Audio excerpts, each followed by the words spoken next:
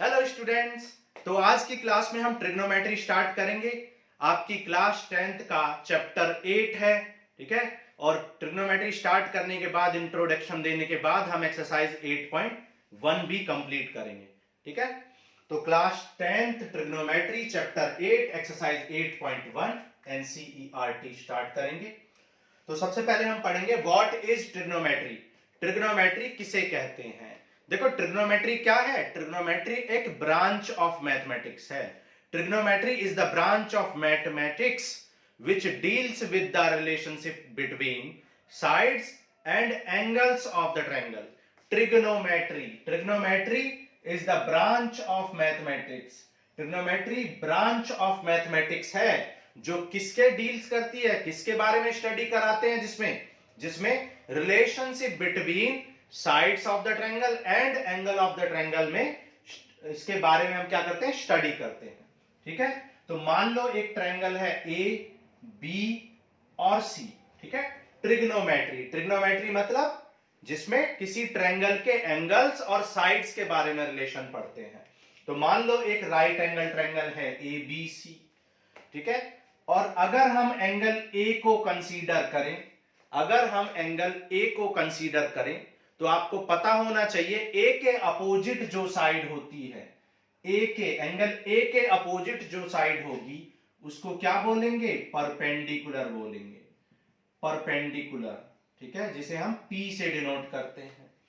और जिस साइड पर आपका एंगल बना हुआ है उस साइड को आप क्या कहते हैं, बेस कहते हैं, ठीक है। इस साइड को आप बेस कहते हैं और इसको आप किससे डिनोट करते हैं, बी से डिनोट करते हैं, ठीक है। और जो स्लैंट हाइट है, मतलब जो तिरछी वाली साइड है, स्लैंट हाइट जिसे कहते हैं या स्लैंट साइड, इसको हम हाइपोटेन्यूज यानी कि एच से डिनोट करते हैं, हाइपोटेन्यूज, ठीक है, हाइपोटेन्यूज। ओके, तो आप समझ गए होंगे कि अगर किसी एंगल ए के कॉरस्पॉन्डिंग बात करें तो ए के अपोजिट जो एंगल होता है उसको परपेंडिकुलर, जो एंगल है वो जिस साइड पर बना है उसको बेस, और स्लैंट वाली साइड को आप क्या कहते हैं, तिरछी वाली साइड को आप हाइपोटेन्यूज कहते हैं। इसके अपोजिट अगर किसी ट्रायंगल में आप एंगल सी के कॉरस्पॉन्डिंग बात कर रहे हैं, तो सी के अपोजिट जो साइड होती है उसको परपेंडिकुलर, और जिस पर सी बना हुआ है या जो दूसरी परपेंडिकुलर साइड है उसको आप क्या कहते हैं, बेस कहते हैं, ठीक है। और जो स्लैंट वाली हाइट होती है उसको हमेशा हाइपोटेन्यूज कहते हैं, उसको हमेशा आप क्या कहते हैं, हाइपोटेन्यूज कहते हैं। क्लियर। तो ये बात आपको पता ही है। और आपको राइट एंगल ट्रायंगल के बारे में आपको क्या पता है, पाइथागोरस थ्योरम के बारे में पता है, पाइथागोरस थ्योरम। तो आप जानते हैं पाइथागोरस थ्योरम क्या कहती है। पाइथागोरस थ्योरम कहती है कि हाइपोटेन्यूज का स्क्वायर हमेशा perpendicular square plus base square के इक्वल होता है। यह बात आपको पहले से पता है कि पाइथागोरस थ्योरम क्या कहती है, हाइपोटेन्यूज का square equals to perpendicular square plus base square होता है, ठीक है। ये आपको पता ही है। तो आपको अभी तक हमने क्या सिखाया कि किसी भी राइट एंगल ट्रायंगल में किस तरह से आप परपेंडिकुलर, बेस और हाइपोटेन्यूज को आइडेंटिफाई कर सकते हो। फिर से मैं आपको बता देता हूं, जब आप एंगल ए के कॉरस्पॉन्डिंग बात करेंगे तो ए के अपोजिट जो साइड होती है उसको परपेंडिकुलर, और जो स्लैंट हाइट होती है उसको हाइपोटेन्यूज, और बची हुई हाइट को बेस कहते हैं। अगर सी के कॉरस्पॉन्डिंग बात करें तो सी के अपोजिट वाली साइड को परपेंडिकुलर और स्लैंट हाइट को हाइपोटेन्यूज, और बची हुई साइड को, थर्ड साइड को आप बेस कहते हैं। और पाइथागोरस थ्योरम क्या कहती है कि हाइपोटेन्यूज का square equal to perpendicular square plus base square होता है, ठीक है। इतनी बात आपको समझ में आ गई होगी। अब ट्रिग्नोमेट्री के बारे में हमने पढ़ लिया कि ट्रिग्नोमेट्री क्या होता है। Trigonometry is the branch of the mathematics which deals with the relationship between sides and angles of the triangle, ठीक है। तो अब हम पढ़ेंगे ट्रिग्नोमेट्रिक फंक्शंस और ट्रिग्नोमेट्रिक रेशियोज। ट्रिग्नोमेट्रिक फंक्शंस और ट्रिग्नोमेट्रिक रेशियोज। तो अब हम क्या पढ़ेंगे, ट्रिग्नोमेट्रिक रेशियोज पढ़ेंगे। अब देखो कोई भी ट्रायंगल है, तो किसी भी ट्रायंगल में अगर हम किन्हीं भी दो साइड का रेशियो ले लें, मान लो हम अगर परपेंडिकुलर और हाइपोटेन्यूज का रेशियो ले लें, मतलब अगर हम परपेंडिकुलर और हाइपोटेन्यूज का रेशियो ले लें, या फिर हम बेस और हाइपोटेन्यूज का रेशियो ले लें, ठीक है, या फिर हम परपेंडिकुलर और बेस का रेशियो ले लें, या फिर हम ऐसा भी कर सकते हैं हाइपोटेन्यूज और परपेंडिकुलर का रेशियो ले लें, और हाइपोटेन्यूज और बेस का रेशियो ले लें, और बेस और परपेंडिकुलर का रेशियो ले लें। अगर किसी ट्रायंगल में हम साइड्स का रेशियो लें तो आप इस तरीके से दो दो साइड का रेशियो ले सकते हो, परपेंडिकुलर और हाइप का रेशियो, पर बेस हाइपोटेन्यूज का रेशियो, परपेंडिकुलर बेस का ratio, hypotenuse perpendicular, hypotenuse base, और बेस और परपेंडिकुलर का रेशियो ले सकते हो। तो अगर हम परपेंडिकुलर और हाइपोटेन्यूज का रेशियो लेते हैं तो इस रेशियो को हम SINE साइन से रिप्रेजेंट करते हैं। किससे रिप्रेजेंट करते हैं? साइन से रिप्रेजेंट करते हैं, साइन से, SINE साइन। अगर हम बेस और हाइपोटेन्यूज का रेशियो लें, अगर हम बेस और हाइपोटेन्यूज का रेशियो लेते हैं तो उसको हम किससे रिप्रेजेंट करते हैं? उसको हम कोसाइन से रिप्रेजेंट करते हैं, ठीक है, उसको हम किससे रिप्रेजेंट करते हैं? कोसाइन से। और अगर हम परपेंडिकुलर और बेस का रेशियो लें, ठीक है, परपेंडिकुलर और बेस का, तो उसको tan से, तो इसको हम कोसाइन से और इसको हम tan से रिप्रेजेंट करते हैं, ठीक है, tan, और इसको कहते हैं टेंजेंट, ठीक है, टेंजेंट से रिप्रेजेंट करते हैं।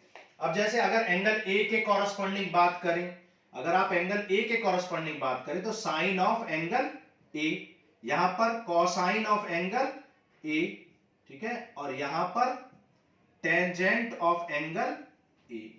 तो अगर P अपॉन H का रेशियो लें तो साइन ऑफ एंगल ए, जैसे एंगल ए के कॉरस्पॉन्डिंग परपेंडिकुलर कौन है? BC है, BC, और हाइपोटेन्यूज तो हमेशा स्लैंट हाइट होती है, AC। सिमिलरली ए के कॉरस्पॉन्डिंग बेस कौन है? AB है, और हाइपोटेन्यूज हमेशा AC होता है। परपेंडिकुलर अपॉन बेस, परपेंडिकुलर कौन है? BC है, और बेस कौन है? AB है। तो आप देख सकते हैं कि किसी भी ट्रायंगल में जब हम किन्हीं भी दो साइड्स का रेशियो लेते हैं, किन्हीं भी दो साइड का रेशियो लेते हैं तो उनको हम साइन से रिप्रेजेंट करते हैं, ठीक है, कोसाइन से और टेंजेंट से, ठीक है। तो P अपॉन H को साइन से, B अपॉन H को कोसाइन से, और P अपॉन B को टेंजेंट से रिप्रेजेंट करते हैं। सिमिलरली अगर आपको H अपॉन P लिखना है तो H अपॉन P को आप किससे रिप्रेजेंट कर दोगे? कोसेकेंट, ठीक है, किससे रिप्रेजेंट कर देंगे? कोसिकेंट से रिप्रेजेंट करेंगे, ठीक है। H अपॉन P को आप कोसिकेंट ऑफ एंगल A लिख लें, तो कोसिकेंट ऑफ एंगल A को किससे रिप्रेजेंट करेंगे आप? H अपॉन P से, तो ये हो जाएगा AC अपॉन BC, ठीक है। फिर सेकंड नंबर पे आपको किससे रिप्रेजेंट करेंगे? सीकेंट से रिप्रेजेंट करेंगे, तो सीकेंट ऑफ एंगल A, ये क्या हो जाएगा? H अपॉन B, तो H अपॉन B को क्या बोलेंगे? सीकेंट बोलेंगे, ठीक है, H अपॉन B को सीकेंट बोलेंगे, तो ये हो जाएगा AC, क्योंकि AC है, हाइपोटेन्यूज AC है, और बेस क्या है? बेस AB है, तो सीकेंट से इसको रिप्रेजेंट कर देंगे, ठीक है। उसी तरीके से अगर आप B अपॉन P को देखें, अगर आप बेस और परपेंडिकुलर का रेशियो देखें, बेस और परपेंडिकुलर का रेशियो, तो उसको आप कोटेंजेंट से रिप्रेजेंट करते हैं, कोटेंजेंट ऑफ एंगल A। तो बेस क्या हो जाएगा? AB, और परपेंडिकुलर क्या है? BC है, ठीक है। कौन से ट्रायंगल की बात कर रहे हैं हम? इन ट्रायंगल ABC, ठीक है, एंगल ABC की बात कर रहे हैं, और कॉरस्पॉन्डिंग टू एंगल A के कॉरस्पॉन्डिंग एंगल की बात कर रहे हैं। अगर आप एंगल C के कॉरस्पॉन्डिंग लेंगे तो परपेंडिकुलर का को क्या पुट करेंगे? AB, और अगर आप और परपेंडिकुलर को AB और बेस को BC और हाइपोटेन्यूज को AC करेंगे। ये बात आपको ध्यान देनी है, ठीक है। पूरी 10th क्लास कर लेते हैं बच्चे, लेकिन ये बात पता नहीं होती है कि जब A एंगल के कॉरस्पॉन्डिंग बात करेंगे तो ये परपेंडिकुलर होगा, इसके अपोजिट वाला परपेंडिकुलर, ये बेस, और स्लैंट वाला हाइपोटेन्यूज। अगर C के बात करेंगे रेस्पेक्ट में, तो C के रेस्पेक्ट में बात करेंगे तो इसके अपोजिट परपेंडिकुलर, ये बेस और ये हाइपोटेन्यूज होगा। क्लियर है? तो इस तरीके से आपको समझ में आ गया होगा। अब देखो, क्योंकि ये जो ट्रिग्नोमेट्रिक फंक्शंस हैं या ट्रिग्नोमेट्रिक रेशियोज हैं, क्योंकि इनके जो नाम है वो थोड़े से बड़े नाम से, थोड़े लंबे नाम है इनके, तो हम इन नामों को क्या कर देते हैं, शॉर्ट फॉर्म में याद करते हैं। सीकेंट, कोसीकेंट को आप क्या कहते हैं, कोसीकेंट को आप क्या बोलते हैं, कोसीकेंट को आप बोलते हैं कोसेक, ठीक है। सीकेंट को आप क्या बोलते हो, सेक, ठीक है। और कोटेंजेंट को आप क्या कहते हो, कॉट कहते हो। सिमिलरली टेंजेंट को आप क्या कहते हैं, टेन कहते हैं। कोसाइन को, कोसेक को आप क्या कहते हैं, कोसेक को आप कॉस कहते हैं। और साइन को आप क्या कहते हैं, SIN, साइन कहते हैं। क्लियर है? तो इस तरीके से आप क्या करते हैं, इस तरीके से आप इन्हें शॉर्टकट में याद कर लेते हैं, ठीक है। तो ये आपको याद रखने पड़ेंगे, इनसे आपकी कोई हेल्प हम नहीं कर सकते, लेकिन आपको एक शॉर्टकट बता सकते हैं याद करने का, ठीक है। शॉर्टकट क्या है, SCT, ठीक है, PBP अपॉन HHB, ठीक है। तो क्या होता है, इसको याद रखने का तरीका, पंडित बद्री प्रसाद अपॉन हर हर बोल, ठीक है। पंडित बद्री प्रसाद अपॉन हर हर बोल, या पंडित बिहारी प्रसाद अपॉन हर हर बोल, इंटू सोना चांदी तोल, इंटू सोना चांदी तोल, इस तरीके से याद, या पाकिस्तान भूखा प्यासा, ठीक है, इस तरीके से। तो ये भी याद कर ले, हिंदुस्तान हरा भरा, इस तरीके से भी आप याद रख सकते हो। तो साइन का फॉर्मूला क्या हो जाएगा, P अपॉन H, और कॉस का मतलब हो जाएगा B अपॉन H, और टेन का मतलब क्या हो जाएगा, P अपॉन B। तो साइन का मतलब P अपॉन H, कॉस का मतलब B अपॉन H, और टेन का मतलब P अपॉन B। अच्छा, अब आप इतनी बात सीख गए हो, तो आप अगर इन रिलेशंस को ध्यान से देखो तो आप एक रिलेशन स्टैब्लिश कर सकते हो। आप अगर साइन को कोसेक से मल्टीप्लाई करो तो क्या होगा, देखो भाई, साइन ए का फॉर्मूला क्या है, साइन ए का फॉर्मूला है P अपॉन H, ठीक है। और कोसेक का फॉर्मूला क्या है, कोसेक का फॉर्मूला है H अपॉन P। तो अगर आप इन दोनों को मल्टीप्लाई कर दो तो sine A into cosec A equal to P upon H into H upon P, ठीक है। अगर हम इन दोनों को मल्टीप्लाई कर दे, साइन ए और कोसेक ए को, तो आप देख सकते हो कि P से P कैंसिल, H से H कैंसिल, मतलब आप कह सकते हैं sine into cosec equal to क्या हो जाएगा, 1, साइन इंटू कोसेक 1 हो जाएगा। तो sine into cosec equal to क्या मिल जाएगा आपको, 1 मिल जाएगा। सिमिलरली अगर आप कॉस और सेक को मल्टीप्लाई करें तो कॉस की वैल्यू क्या है, B अपॉन H, और सेक की वैल्यू क्या है, H अपॉन B। तो आप कह सकते हैं अगर कॉस और सेक को मल्टीप्लाई करें, कॉस ए क्या होता है, B अपॉन H, सेक क्या होता है, H अपॉन B।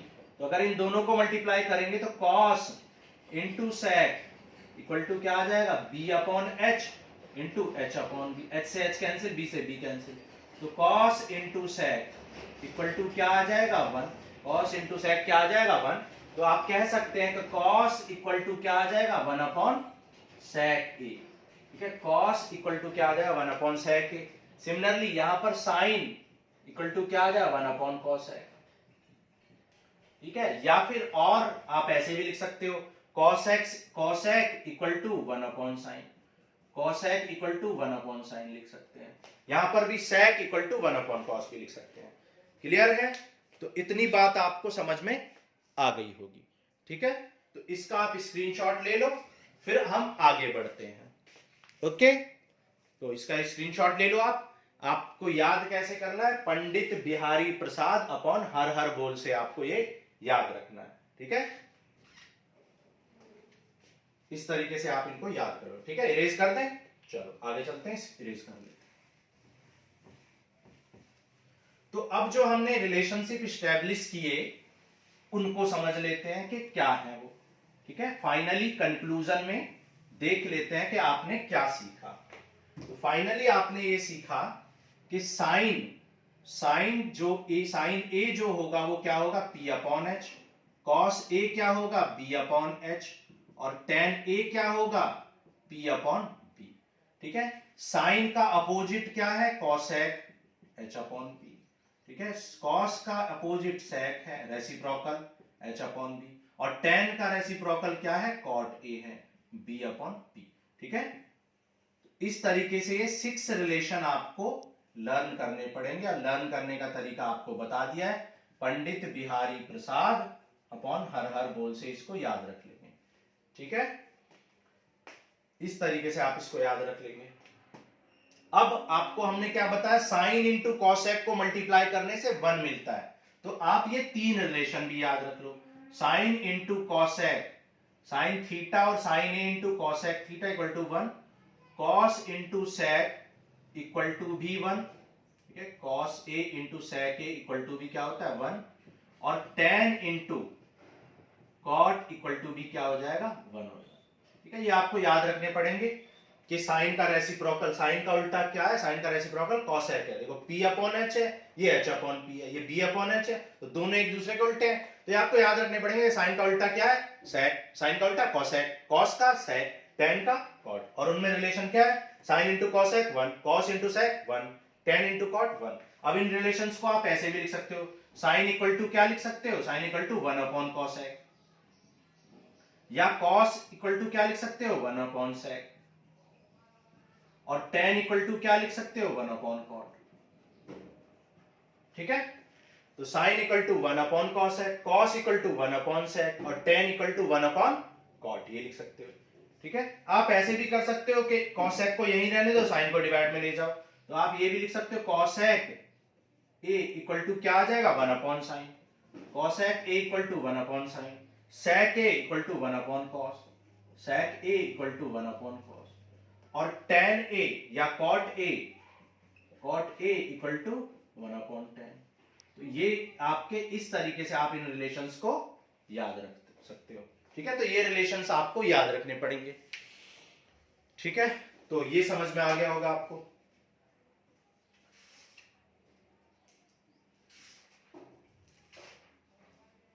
ठीक है, तो इरेज कर दें, चलो।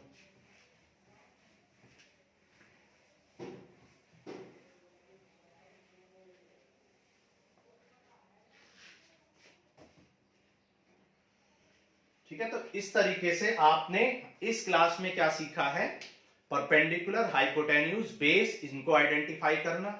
ठीक है, फिर आपने सीखा पाइथागोरस थ्योरम का रिलेशनशिप पता किया आपने, फिर साइन कॉस टैन के बारे में सीखा कि उनमें क्या रिलेशनशिप होता है। ठीक है, अब कुछ रिलेशनशिप और होते हैं, जैसे साइन ए इक्वल टू क्या था p अपॉन एच, और कॉस ए इक्वल टू क्या है b अपॉन एच है। ठीक है, और tan a इक्वल टू क्या है p अपॉन b है।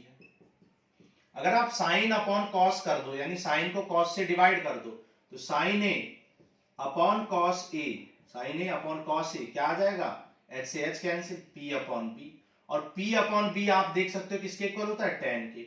मतलब आप यहां पे कह सकते हो साइन अपॉन कॉस किसके इक्वल होता है, tan a के इक्वल होता है, sine a upon cos a tan a के इक्वल होता है।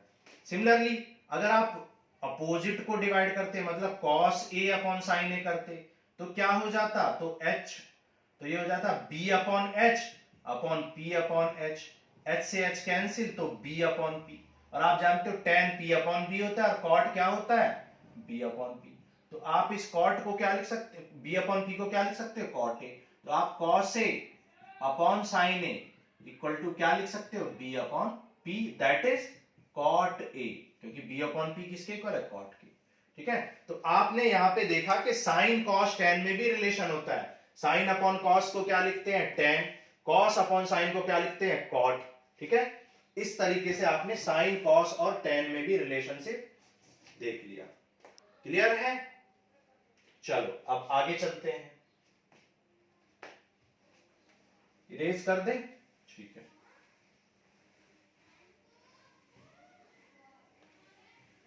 अब देखो थोड़ा सा आइडिया आप साइन वेव और कॉस वेव का भी ले लें। ठीक है, साइन वेव, कॉस वेव और टैन वेव का। देखो साइन वेव जो होती है, साइन वेव वो किस तरीके से होती है, देखो साइन की जब वेव बनाएंगे हम नेक्स्ट एक्सरसाइज में, जब साइन की वैल्यूज पढ़ेंगे तो वहां पर आपको दिखाएंगे कि साइन की जो वैल्यूज हैं वो किस एंगल के लिए कितनी वैल्यू होती है। तो देखो ये मान लो ये क्या है, आपका एंगल है, मतलब थीटा है। ठीक है, और ये क्या है आपका साइन थीटा है, मतलब साइन की वैल्यू, साइन थीटा की यहां पर वैल्यू। ठीक है, तो आप देख सकते हो जब एंगल यहां पर 0 डिग्री था, जब एंगल यहां 0 डिग्री था तो साइन की वैल्यू हाइट कितनी थी 0। फिर ये हाफ साइकिल है, देखो यहां से यहां तक ये पूरी हाफ साइकिल हो गई, तो यहां पर ये 180 डिग्री है जिसे पाई भी कह सकते हैं। तो 180 डिग्री, तो 180 डिग्री की वैल्यू क्या है, देखो 0 से 180 डिग्री आप देख सकते हो 180 पर भी वैल्यू क्या हो गई है 0। देखो वैल्यू इंक्रीज हो रही थी, इंक्रीज होते होते होते होते यहां पर मैक्सिमम हुई और फिर गिरते गिरते 0 हो गई। मतलब आप कह सकते हैं कि साइन 0 डिग्री की वैल्यू भी 0 और कॉस 180 साइन 180 की वैल्यू भी 0। ठीक है, फिर यहां देखो वैल्यू डिक्रीज होते होते मिनिमम यहां पर आई, ठीक है, और फिर इंक्रीज होते होते फिर यहां 0 हो गई। तो आप कह सकते हो कि साइन 360 डिग्री की वैल्यू क्या होती है 0। और साइन देखो यहां पर आप देख सकते हो कि साइन की जो मैक्सिमम वैल्यू है, आप देख सकते हो कि साइन की जो मैक्सिमम वैल्यू है वो यहां पर मिली है, और ये 0 से 180 है तो ये कितना डिग्री हो जाएगा 90 डिग्री हो जाएगा, और ये 180 प्लस 90 ये हो जाएगा 270 डिग्री। तो ये हो गया 90, फिर अगेन 90, 180, फिर 270, फिर 360। तो आप देख सकते हो 90 डिग्री पे वैल्यू कितनी है मैक्सिमम है, और ये मैक्सिमम वैल्यू कितनी होती है +1 होती है। ठीक है, याद रखना। और नेगेटिव वैल्यू मतलब मिनिमम वैल्यू कितनी होती है, मिनिमम वैल्यू होती है -1। मतलब साइन 90 की वैल्यू कितनी होती है +1 और साइन 270 डिग्री की वैल्यू -1 होती है। ठीक है, तो आप यहां से वैल्यू याद रख सकते हो। ठीक है, बहुत सारे बच्चों को पूरी 10th क्लास कर लेते हैं, वैल्यू याद नहीं होती, तो यहां से वैल्यू बस ये साइन वेव याद रखो, आपको वैल्यू याद हो जाएंगे। साइन 0 की वैल्यू 0, साइन 90 की मैक्सिमम पे पहुंच गई यानी 1, साइन 180 की फिर 0, साइन 270 डिग्री की एंगल जैसे जैसे बढ़ रहा है वैल्यू नीचे गिर रही है, तो साइन 270 डिग्री की वैल्यू -1, साइन 360 डिग्री की वैल्यू 0। तो इस तरीके से आप वैल्यू याद रख सकते हो। इस तरीके से आपको कितनी वैल्यू याद होगी 1 2 3 4 5 वैल्यूज याद होगी सिर्फ इतनी सी बात याद रखने से। ठीक है, तो इस तरीके से आप साइन वेव को याद रखोगे तो आप वैल्यू लर्न कर लोगे। सिमिलरली अगर कोसाइन वेव की बात करें, अगर कोस वेव की बात करें, कोसाइन बोलो या कॉस बोलो, ठीक है, कोसाइन को ही शॉर्टकट में क्या बोलते हैं कॉस बोलते हैं, अभी बताया था आपको। तो कॉस वेव की बात करें अगर हम, तो यहां पर मान लो कॉस वेव पढ़ो, कॉस वेव की अगर बात करें तो कॉस वेव क्या होता है, यहां से मैक्सिमम से स्टार्ट होगी और 90 डिग्री पर क्या हो जाएगी 0 हो जाएगी। ठीक है, इस तरीके से ये होती है। देखो ये 90 डिग्री है, ये 180 डिग्री है, और ये 270 है, और ये 360 है। तो आप देख सकते हो कि वैल्यू देखो कॉस वेव कैसे चलती है इस तरीके से ये। तो आप देख सकते हो 0 डिग्री पर जब एंगल आपका 0 है उस केस में कॉस की वैल्यू मैक्सिमम हाइट पर है यानी 1 है, और जब कॉस 90 डिग्री हो गया, जब एंगल 90 डिग्री हो गया तो वैल्यू गिरते गिरते देखो कहां पर पहुंच गई है 0 पर पहुंच गई है। ठीक है, उसी तरीके से ये वैल्यू इस तरीके से ये ग्राफ चलेगा ये। तो आप देख सकते हो कि 180 डिग्री पर वैल्यू क्या हो गई है मिनिमम हो गई है, मतलब -1 हो गई है। ठीक है, तो 180 डिग्री पर वैल्यू क्या हो गई है -1 हो गई है, मतलब मिनिमम हो गई है। ठीक है, मिनिमम हो गई है वैल्यू। तो इस तरीके से अब आगे देखो साइकिल इस तरीके से चलेगी ये। तो आप देख सकते हो cos 360 मतलब 360 डिग्री पर cos की वैल्यू कितनी हो गई है 1 हो गई है। ठीक है, तो 0 डिग्री पर 1 और 360 डिग्री पर 1 हो गई है।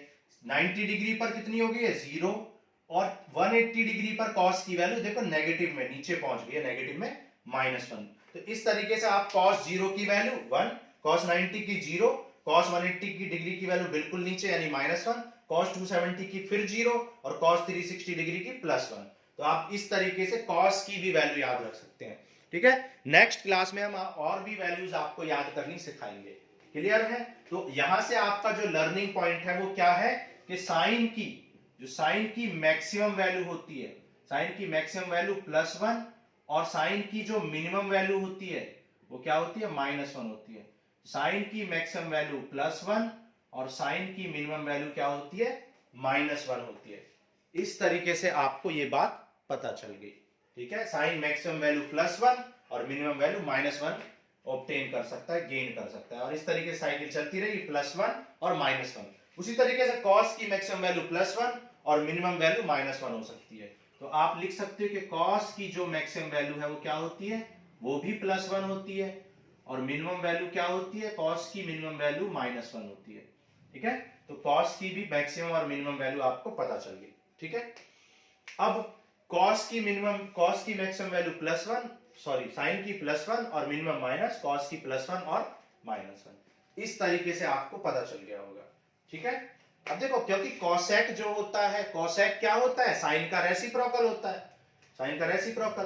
तो जिस जगह पे साइन क्या है, जिस जगह पे +1 है तो वहां पे कॉसेक भी +1 होगा, क्योंकि 1/sin तो 1/1 दैट इज 1। तो जिस जगह पे साइन +1 है कॉसेक भी +1 होगा, और जिस जगह पे साइन -1 है वहां पर कॉसेक भी -1 होगा, वहां पर कॉसेक भी क्या हो जाएगा, -1। ऐसे ही सेक भी क्या होगा, +1 हो जाएगा, क्योंकि भाई कॉस +1 है तो सेक क्या होता है, 1/cos, तो वो भी +1 हो जाएगा, और सेक की वैल्यू यहां पर -1 हो जाएगी। लेकिन ये मैक्सिमम और मिनिमम वैल्यू नहीं है, यहां पे बिल्कुल भी कंफ्यूज होने की जरूरत नहीं है, क्योंकि आप देख सकते हो कि साइन एक और वैल्यू ले पा रहा है, साइन की जो वैल्यू है एक और वैल्यू है 0। तो जब आप देख सकते हो कि जब साइन की वैल्यू 0 होगी तो कॉसेक की वैल्यू क्या हो जाएगी, कॉसेक की वैल्यू 1 क्या हो जाएगी, 1/sin हो जाएगी। ठीक है, जब साइन की वैल्यू 0 होगी तो कॉसेक 1/sin हो जाएगा, दैट इज 1/0 हो जाएगा। मतलब कॉसेक उस केस में क्या हो जाएगा, इनफाइनाइट और अनडिफाइंड। ठीक है, इनफाइनाइट और अनडिफाइंड हो जाएगा। मतलब आप कह सकते हो कि कॉस की जो मैक्सिमम वैल्यू होती है, कॉसेक की जो मैक्सिमम वैल्यू होती है वो इनफाइनाइट या अनडिफाइंड होती है। कॉसेक की जो मैक्सिमम वैल्यू होती है वो क्या होती है, अनडिफाइंड और क्या होती है, इनफाइनाइट होती है। जबकि कॉसेक की मिनिमम वैल्यू क्या होती है, -1 होती है। कॉसेक की मिनिमम वैल्यू क्या हो जाएगी, -1 हो जाएगी। सिमिलरली सेक की मैक्सिमम वैल्यू क्या हो जाएगी, इनफाइनाइट, और कॉसेक की मिनिमम वैल्यू क्या हो जाएगी, सेक की मैक्सिमम वैल्यू क्या हो जाएगी, सेक की जो मैक्सिमम वैल्यू है। ठीक है, तो यहां पर याद रखना है आपको, सेक की जो मैक्सिमम वैल्यू है वो क्या हो जाएगी, इनफाइनाइट। ठीक है, और सेक की मिनिमम वैल्यू क्या हो जाएगी, -1 हो जाएगी। ठीक है, तो सेक की मिनिमम वैल्यू, उसी तरीके से यहां पर कॉसेक की जो मैक्सिमम वैल्यू होगी, वो क्या होगी, इनफाइनाइट, और मिनिमम वैल्यू क्या हो जाएगी, मिनिमम वैल्यू हो जाएगी -1। ठीक है, तो कॉसेक की मिनिमम वैल्यू क्या हो जाएगी, -1 हो जाएगी। ठीक है, इतनी बात आपको समझ में आ गई होगी। ओके, चलो अब देखो, आपने साइन पढ़ लिया, कॉस पढ़ लिया, सेक पढ़ लिया, अब हम बात करेंगे टेन की। ठीक है, तो टेन के बारे में बात करते हैं। स्क्रीनशॉट आप ले लिया करो नोट करने के लिए।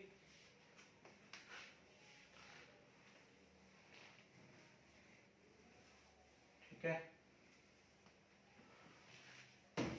अब देखो टेन का जो ग्राफ होता है वो इस तरीके से होता है। देखो हालांकि ये जो ग्राफ है ये आपको 11th क्लास में पढ़ने हैं और 12th क्लास में पढ़ने हैं, लेकिन फिर भी ग्राफ को याद रखने से, थोड़ा सा आइडिया लेने से ग्राफ का, आपको बहुत सारी वैल्यूज याद हो जाती हैं। ठीक है, और मैक्सिमम और मिनिमम वैल्यू भी पता चल जाती है।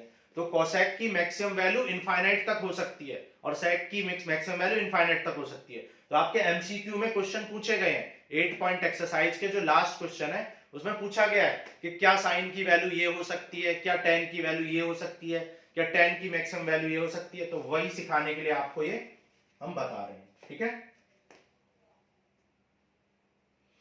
अब देखो मान लो ये -90 है और यहां पर +90 है, तो टेन का जो ग्राफ है वो इस तरीके से होता है। देखो टेन का ग्राफ कैसे बनाते हैं, देखो इस तरीके से ये टेन का ग्राफ होता है। ठीक है, ये देखो ये, तो आप देख सकते हो कि टेन की जो मिनिमम वैल्यू है वो 0 डिग्री पर होती है। टेन की मिनिमम वैल्यू क्या होती है, 0 डिग्री पर वो क्या होती है, 0 नहीं। ठीक है, क्योंकि ये मिनिमम नहीं है, क्योंकि नेगेटिव में भी तो मिनिमम है।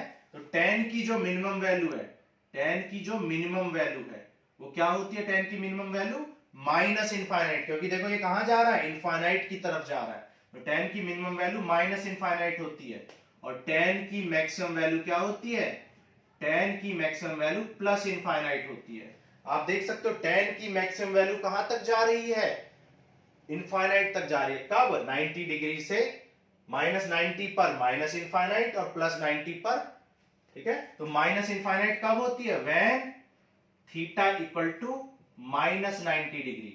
और ये कब होती है maximum? When theta equal to plus 90 degree. तो जब एंगल माइनस 90 होता है तो tan की मिनिमम वैल्यू माइनस इनफाइनाइट, और जब थीटा प्लस 90 होता है तो tan की मैक्सिमम वैल्यू प्लस इनफाइनाइट होती है, जिसे हम अनडिफाइंड भी कहते हैं।